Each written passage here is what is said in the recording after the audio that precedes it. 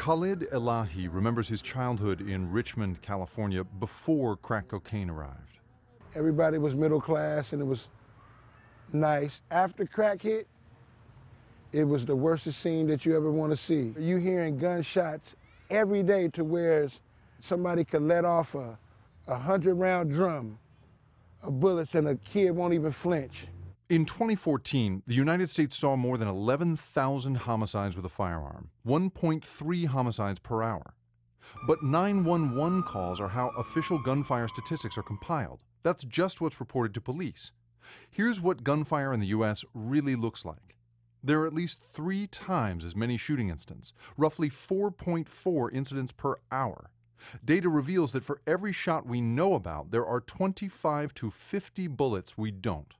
Unfortunately, when somebody fires a gun, people call 911 only 20% of the time. So the first challenge is that 4 out of 5 times, nobody knows it happened except the person who pulled the trigger.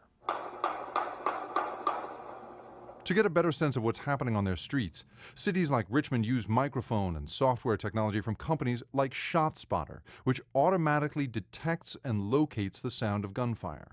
I think if the American population knew just how many shooting incidents there are in which bullets are flying through the air and little kids are listening to gunfire 5, 10, 15 times a night, I think the reaction about the gun debate would be a little different. This is the neighborhood of East Oakland behind me. It's an area plagued by gunfire.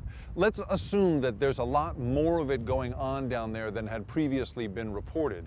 What is it doing to the kids who live in this neighborhood just to hear as much gunfire as they are? Terrence Bowe, who treats kids just released from prison, says the repeated trauma of gunfire has clear psychological effects, and that the trauma of guns actually drives kids to pick up guns to feel safe. A terrible cycle.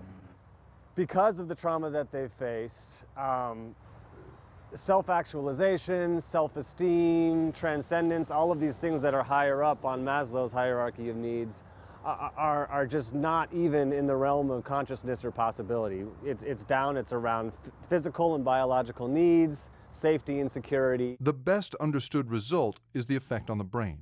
Impacts on attention, impacts on memory, impacts on regulation of emotion.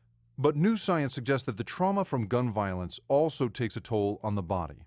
The Adverse Childhood Experiences Study is a landmark piece of research which discovered in a survey of 17,000 patients that early trauma is clearly linked to the risk of terrible illness and early death.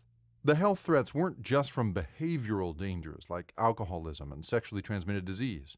The study also found that childhood trauma set people up for obesity, cancer, lung and heart disease in later life. The trauma of gun violence isn't just painful, it may be physically toxic. The traumatic experience is felt and responded to, and what we find is that it's held within the body. The science suggests that how parents process trauma themselves can help their kids fight it off. For Khalid Elahi, his greatest wish is to protect his daughter from what he's experienced. Inside the inner city communities, they have commandments just like the Bible. They have commandments of the hood. Thou shalt carry a gun. Thou shalt not snitch. Thou shalt get thy money on. We're letting her know that, hey, you don't have to live by none of these commandments. If you know it doesn't work, don't do it. Yeah, I'm proud of you.